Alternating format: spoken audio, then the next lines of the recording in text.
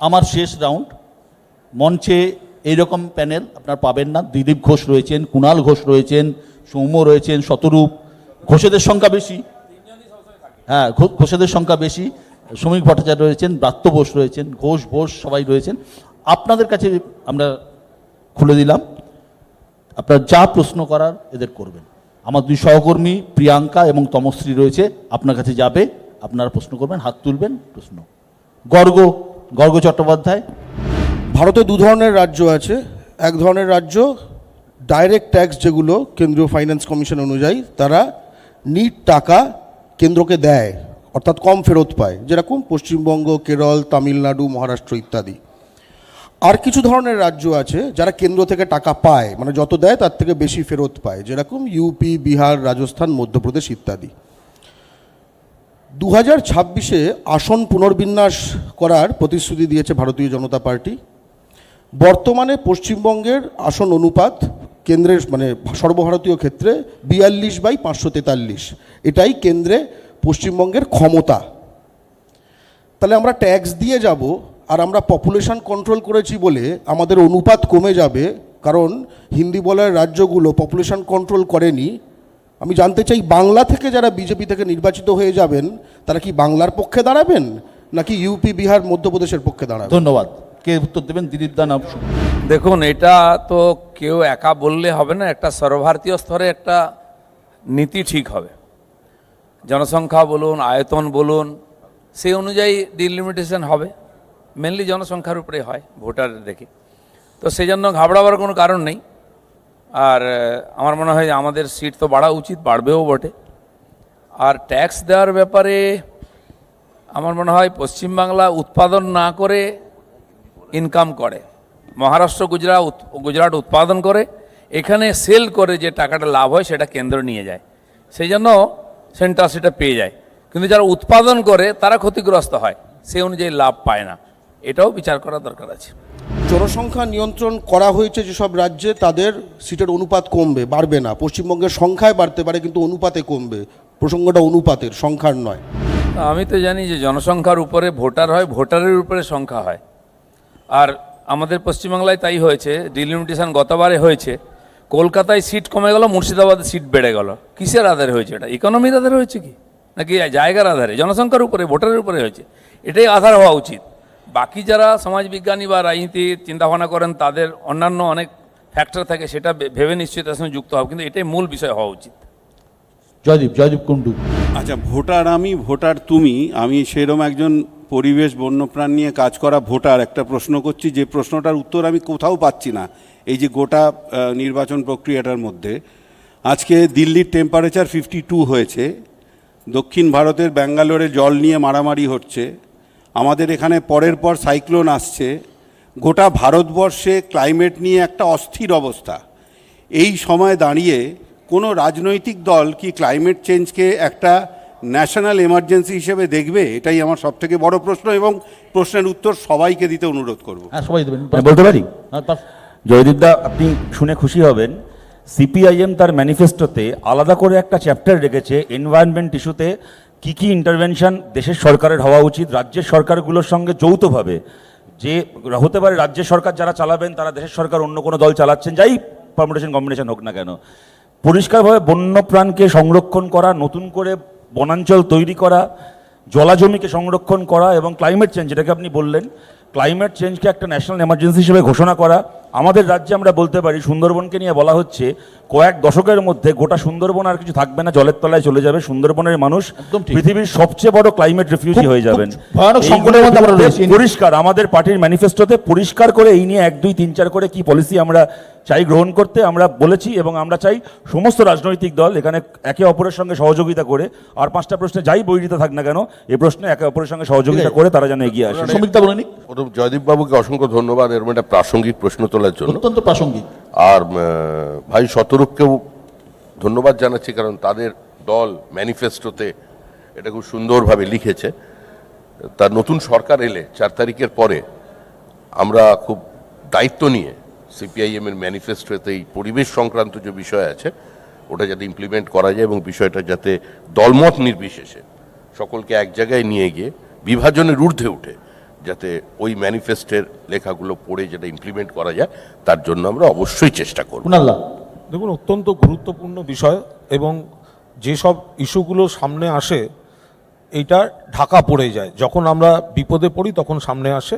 আমি এটুকু বলতে পারি, সর্বভারতীয় তৃণমূল কংগ্রেস সুন্দরবনে যা যা করার দরকার, আরও বৃক্ষরোপণ যেখানে দরকার, জঙ্গল যেখানে বাড়ানো দরকার, বন্যপ্রাণ সংরক্ষণে যা যা করার দরকার নিশ্চিতভাবে করছেন, কিন্তু আরও বেশি করে আরও বৃহৎ আকারে কীভাবে করা দরকার নিশ্চয়ই সব দল একসঙ্গে মিলে একটা চেষ্টার দিকে যাওয়া। সৌম্য, না, যে প্রশ্নটা উনি করেছেন একদম প্রাসঙ্গিক এবং বিশেষ কিছু বিষয় আছে যে ভারতবর্ষের লোকসভাতে বৈদেশিক নীতি হোক মানে বিশেষ কিছু ব্যাপার আছে, বা তার সঙ্গে এই গ্লোবাল ওয়ার্মিং বলুন বা বিশ্ব পরিবেশ নিয়ে হোক, এগুলো একটা ইউনানিমাস ডিসিশন হয়। এটা যেটা হিতকর সেটাই হবে, এ বিষয়ে কোনো সন্দেহ নেই। ধন্যবাদ। হ্যাঁ, সংযোজন করছি। দিলীপদা বলবেন কিছু। হ্যাঁ, এই বিষয়টা তো খালি ভারতের নয়, এটা বিশ্বের সমস্যার ব্যাপার। এতে প্রকৃতি এবং সৃষ্টিকে ধ্বংস করার যে পরিস্থিতি তৈরি হচ্ছে, আমার মনে হয় ভারতীয় জীবন পদ্ধতিতে একটা প্রকৃতি পুজো করা, গাছ লাগানো, রথযাত্রাতে আমাদের পরম্পরা ছিলই। আজ আপনি দেখুন, বিশ্বতে যে বসুন্ধরা সম্মেলন হয়েছিল রিও ডি জেনেরোতে, তারপরে এখনও পর্যন্ত ভারতবর্ষই নেতৃত্ব করছে জলবায়ু পরিবর্তনের যে যোজনা এবং যে অভিযান চলছে, নরেন্দ্র মোদী নেতৃত্ব করছেন, এবং ভারতীয় জীবন পদ্ধতির যে ব্যবস্থা সেটাকে সারা দুনিয়া মেনে নিয়েছে। তারা নিজের গাছপালা কেটে ফেলেছে আর আমাদের বলছে তোমরা গাছপালা কেটো না, কারণ আমরা গরিব দেশ, আমাদের প্রকৃতির উপর নির্ভর করতে হয়। কিন্তু তারা আজকে বুঝতে পেরেছেন পাশ্চাত্যরা, কিন্তু ভারতবর্ষে যেভাবে প্রকৃতিকে পুজো করে বাঁচিয়ে রাখার যে পরম্পরা আমাদের দেশের মধ্যে ছিল, সেটাকে সারা দুনিয়া আজকে স্বীকার করেছে। সেই জন্য জনজাগরণ, মানুষের মধ্যে পরিবর্তন আনা, মানুষের চেতনা সচেতনতা বাড়াতে হবে। প্রকৃতি রক্ষা করার চেষ্টা করতে হবে। এই আগামী ধরুন 1 তারিখ আমি ভোট দেব। ভোট দেওয়ার পরে আমি যাকে ভোট দিলাম, আমি দেখলাম কিছুদিন পর সে হয়তো জিতলেন, জেতার পর আমি দেখলাম কোনো দল তাকে ডেকে নিলেন, এবং যারা ডাকলেন তারা এসো এসো মালা পরো বলে গলায় মালা পরিয়ে তাকে ডেকে নিয়ে চলে গেলেন। এইটা করে আপনারা কি আমাদের মতো ভোটারদের অপমান করছেন না, যে দলগুলো নিয়ে নিচ্ছেন, অ্যাকসেপ্ট করছেন তাদেরকে? কে বলবে? এটা এই প্রশ্নটা জেনারেলি দেখুন, আমি না, কংগ্রেস কেউ যায়নি। দাঁড়াও সৌম্য, এটা না, এটা আমি এটা বলছি, হ্যাঁ। এটা কিন্তু পলিটিশিয়ানরা শুধুমাত্র শুরু করেননি, এটা শুরু করেছিলেন ভারতবর্ষে, আমাদের রাজ্যে প্রধানত একজন সুপারস্টার অভিনেতা, তার নাম মিঠুন চক্রবর্তী। ফলে এটা যে খালি রাজনীতিবিদরাই করেন তা বলা চলে না, এটা রাজনীতিবিদদের বাইরে অন্য পেশা থেকে যারা আমি আসে, খালি সোনালীদের করে বল ফিরিয়ে দিচ্ছে। মিঠুন এক চক্রবর্তী মিনিট, গোটা দলটাই তো দল ছুটে আচ্ছা, আমি যেত। একটা কথা বলছি। না, না। প্রথম কথা হচ্ছে এটা মিঠুন চক্রবর্তীও পুরোটাই শুরু দল করেন। ছুটে শ্রমিক যেত। দেখ সেকেন্ড, এটা পশ্চিমবাংলার রাজনীতিতে মানে গুরুদেব লোক ছিলেন সুব্রত মুখার্জি, উনি শুরু করেছিলেন। তার থেকে আমি একটা কথা বলি, 34 বছর আমরা সরকার চালিয়েছি, আমাদের 100টা দোষ থাকতে পারে, কিন্তু কোনোদিন অন্য কোনো দল থেকে জেতা কোনো পঞ্চায়েত মেম্বারের আমরা দলবদল করাই না, না। আমরা মাথা একটা কথা পরিষ্কার, এটা কি করে বলছে? কুণাল উত্তর দেবে, কুণাল উত্তর দেবে। এক মিনিট, আমাদেরকে আমাদের 1 মিনিট, না, না, বামফ্রন্ট সরকারের একজন মন্ত্রী ছিলেন সিপিআই দলের, ডক্টর অমর আলী। তাকে করাপশনের অভিযোগে সিপিআইতে কমিশন করা হয়, এক্সপেল করা হয়। তিনি বর্ষিয়ার কিন্তু নেতা। আপনাকেও করাপশনের অভিযোগে তৃণমূল থেকে তাড়িয়ে দিয়েছিল, তাতে কি হয়েছে? তাতে আপনাকে তৃণমূল নেয়নি, নিয়েছে, কি আছে? তাড়াইনি। না, না, আমি ওনার পার্থ চ্যাটার্জি ঘোষণা করেছিল। শোনো শতরূপ, তোমার যে কোনো ডিফেন্সে আসতে গেলে তোমায় আমার ব্যক্তিগত আরে, আমি আক্রমণ কি করা করবো? হয়। ব্যক্তিগত আক্রমণ আর কি? তোমার কোনো অসুবিধা নেই। আপনারই বা সিপিএমের উপর এত রাগ কেন? আপনার জীবনে আমি যত নীতিগতভাবে আমি তৃণমূলের সিপিএম এর জন্য কথা হয়েছে। বলবো। এই ওমর আলী, ওমর আপনি দেখো, তুমি কুণালদা, আমার বক্তব্য হচ্ছে যদি হয়েও থাকে এই ট্র্যাডিশন শেষ হবে কবে? না, না, আপনি যে কথাটা বলেছেন, তৃণমূল আর কথাটা বিজেপি বিদায় আপনার হলে। সাথে সোনালী দেবী যে কথাটা বলেছেন, উনি কথাটা একমত আমরা এই কারণে। আপনি একমত এই যে- হবেন। আরে আমার কথাটা উত্তর দিতে দিন। এবার ব্যাপার হচ্ছে যে পশ্চিমবাংলায় এই যে দলবদলটাকে প্রাতিষ্ঠানিক রূপ দেওয়া 2011 সাল আগে ছিল, ছুটপুট ছিল, 2011 সালের পর থেকে এটা একেবারে মানে অর্গানাইজড হতে হয়েছে। এই পলিটিক্যাল থেফট, তো রাজনৈতিক চৌর্যবৃত্তি। আমি মমতা ব্যানার্জির একটা বক্তব্য শুনছিলাম, উনি মঞ্চ থেকে দাঁড়িয়ে বলছেন যে মিমি চক্রবর্তী অভিনেত্রী, তাই উনি কোনো কাজ করতে পারেনি। আমি ক্ষমা তাইটা প্রার্থী। বলেননি, তাইটা বলেননি। উনি বলেছেন যে মিমি চক্রবর্তী, তাইটা আপনার সংযোজন। এক মিনিট প্লিজ একটু বলতে দিন, আমি ভুল হলে আপনি শুধরে দেবেন। দিলাম তো। উনি বলেছেন যে মিমি চক্রবর্তী অভিনেত্রী, তাই অনেক কাজ উনি করতে পারেননি, তাই আমি সায়নী ঘোষকে সামনে ঠেলে দিচ্ছি। আমি বলছি সায়নী ঘোষ কি তাহলে অভিনয় ছেড়ে দেবেন? কারণ সায়নী ঘোষ তারপরেই একটা ডিজিটালি ইন্টারভিউ দিয়ে বলছেন অভিনয় হচ্ছে ওনার প্রথম ভালোবাসা এবং তার রাজনীতি হচ্ছে তার শেষ ভালোবাসা। আমার প্রশ্নটা আমি শেষ করছি এটা দিয়ে, মুখ্যমন্ত্রী মুখ্যমন্ত্রী কবির সুমনকে টিকিট দেওয়ার পরেও উনি ক্ষমা চেয়েছিলেন, মিমিকে টিকিট দেওয়ার পরেও ক্ষমা চাইলেন, 5 বছর পরে কি সায়নী ঘোষের জন্য ক্ষমা চাইবেন? তৃণমূল কংগ্রেস তার জন্মলগ্নের প্রথম ইলেকশন 1998 থেকে বিভিন্ন পেশার মানুষকে প্রতিনিধিত্বে এনেছেন। এবার শতাব্দী রায়ের মতো সাকসেসফুল অভিনেত্রী এবং পরিচালক, যার চতুর্থ টার্ম হতে চলেছে এমপি হিসেবে, 3 বার হয়ে গেছে, চতুর্থ টার্ম হতে চলেছে।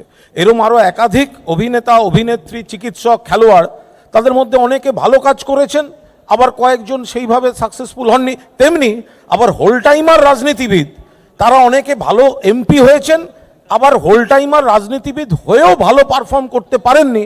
এটা সব ক্ষেত্রে আছে।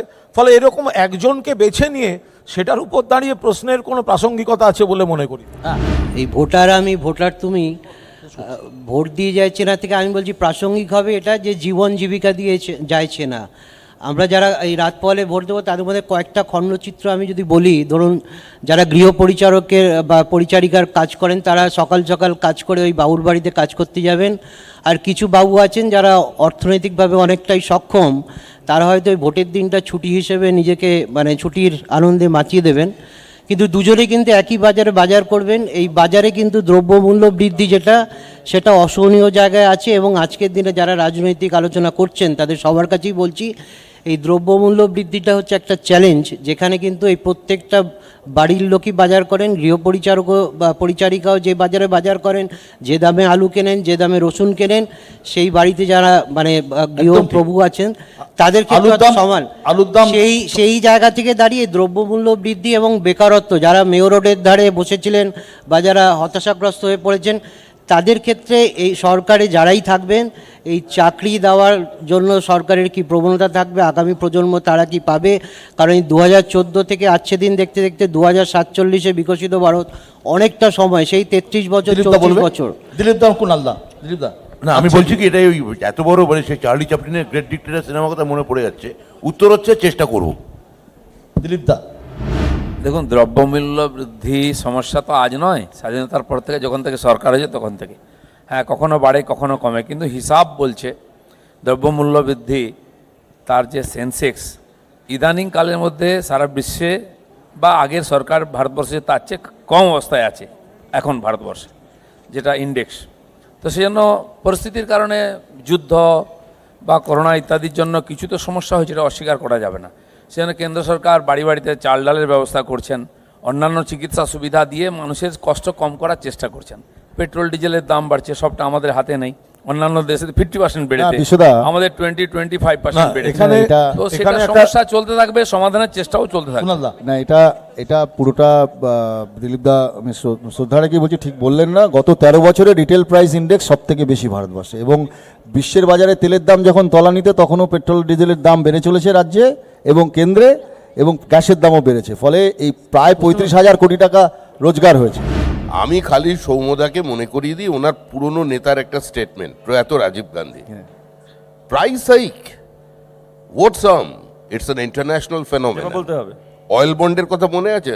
সব মনে আছে। তার কারণটা অয়েলপুল অ্যাকাউন্টের কথা মনে আছে আপনার? এই এক সেকেন্ড, আমাদের দেশে একটা সময় সেটা মনে আছে, অত্যাবশ্যকীয় জিনিসপত্রের কালোবাজারি করলে জেল হতো। বাজপেয়ী সরকার সেই নিয়মকে পাল্টে করলো, 10,000 টাকা জরিমানা দিলেই কালোবাজার মাফ হয়ে যাবে। তা ওই সেদিন যে পাপ করেছিলেন বাজপেয়ী মমতা ব্যানার্জির গভর্নমেন্ট, তার ফল আজও দেশের মানুষ অর্ধেক মনে আছে।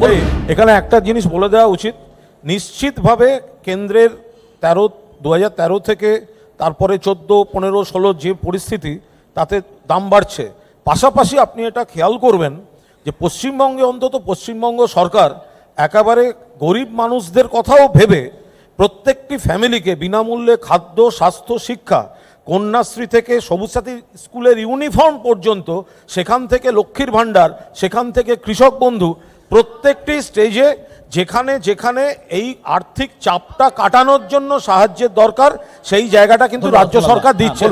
আমার প্রশ্ন ছিল বিজেপির কাছে যে অয়েল পুল অ্যাকাউন্টটা তৈরি হয়েছিল 47-এর পর দেশের এমার্জেন্সির জন্য, এমার্জেন্সি লাগলে এই টাকাটা ইউজ করা হবে, যে 60,000 কোটি টাকা, সেটাই তো বলছি 60,000 কোটি টাকা সেটাতে ছিল। অটল বিহারীজি এসে উনি অয়েল পুল অ্যাকাউন্টটা ক্লোজ করে অয়েল বন্ড চালু করলেন। সেই অয়েল পুল অ্যাকাউন্টে 60,000 কোটি টাকার হদিশ আজ অব্দি পাওয়া যায়নি। সেই তথ্য নেই, নথি নেই, কিচ্ছু নেই। সেটা কোথায় গেছে বিজেপি সরকার? কংগ্রেস বলতে পারবে কেন? আরেকটা তদন্ত দরকার, আবার মানে দুজনকে জেলে বাজপেয়ী পাঠাতে ওগুলোকে হবে। সরিয়ে কংগ্রেসের কাছে আমার পাঠিয়েছিল। ছেলে এমনিতেই পেলে আছে। বাজপেয়ী কি কংগ্রেসে জয়েন করেছিল নাকি? বলুন। কংগ্রেসের অভিযোগে অটল বিহারী বাজপেয়ী কংগ্রেসে জয়েন করেছিল? কংগ্রেসকে দিয়েছিলেন। সোনিয়া গান্ধী অটল বিহারী বাজপেয়ী কংগ্রেসে জয়েন করেছিল? অভিযোগ কংগ্রেসের স্বাধীনতা সংগ্রামীদের ফান্ড লোপাট করেছে কংগ্রেস, কংগ্রেস আর দুর্নীতি সমর্থক সিনোনিমাস। বলুন। আমি সবার কাছে একটাই অনুরোধ করব, ভোট পরবর্তী হিংসা যাতে না হয় তার জন্য প্রত্যেক কটা রাজনৈতিক দল কি চিন্তা ভাবনা করছেন।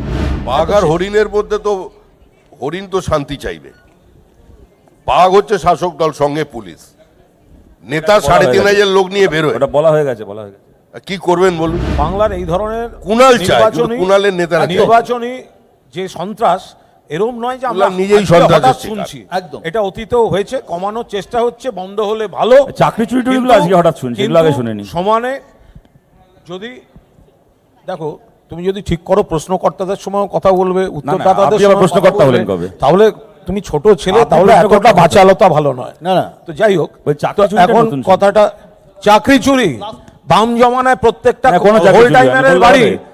তোমাদের সময় কম্পিউটার তাদেরকে ছিল জেলে না। ঢুকিয়ে আপনাকে জেলে ঢোকালো কেন মমতা ব্যানার্জি? আরে মহা মুশকিল। মুডের ওপর ব্যাপার নাকি? না মুডির কেন, সেটা আমি কি হবে? শুধু এই টপিক যাক, নিয়ে এটা বলুন, আলোচনা কি করতে হবে? রাজি আছি। এরকম কোনো শত্রু? তুমি নাকি হোল টাইমার, তুমি বাবার টাকা দিয়ে 22 লাখ টাকা গাড়ি কিনেছো কেন? তারপর তুমি তো করেছো। গরিবের নেতা সেজে বাড়াও। তো চাকরি চুরির টাকা কিনবো না, না। না, আপনার মতো চিটফান্ডের টাকা, সুলতান সেনের টাকা তোমরা কিনবো। করেছো। আপনার গাড়ি সুলতান সেনের টাকা তোমার কেনা, আমার গাড়ি গণশক্তি আমার বাবার টাকা কত কেনা। কোটি টাকার বিজ্ঞাপন নিয়েছে? যত কোটি টাকার ইচ্ছা নিয়েছে। আপনি জেলে ঢোকান না, আপনাকে না, জেলে ঢোকালো কেন? কেন? মমতা ব্যানার্জি তুমি আপনাকে আগে জেলে ঢোকালো কেন? বলো, আরে আমি তো আপনার পার্টি পক্ষে। ঘোষিতভাবে কত আমি তো নিয়েছে? আপনার পক্ষে। কত নিয়েছে? আরে আমি তো আপনার পক্ষে, তোমাকে আপনাকে CPM জেলে ঢোকালো কেন? ডিফেন্ড করতে গেলে যদি তাহলে সবসময় আপনাকে চেষ্টা জেলে করো, ঢোকালো তখন কেন? রাত পোহালেই ভোট এবং কাউন্টিং। আমরা চাইবো যে আগামী ভোট শান্তিপূর্ণ হোক, শান্তিপূর্ণ ইতিমধ্যে তুমিও শান্তিতে থাকো। শান্তিপূর্ণ ভোট হোক এবং সরকার যেই গড়ুক, সরকার যেই তৈরি হোক, যে পারস্পরিক সৌহার্দ্য, শান্তি, সমৃদ্ধি বজায় থাকুক। সুজা সাহেবটার পক্ষ থেকে, নিউজ 18 বাংলার পক্ষ থেকে আপনাদের প্রত্যেককে ধন্যবাদ। অনেক অনেক ভালো থাকবেন।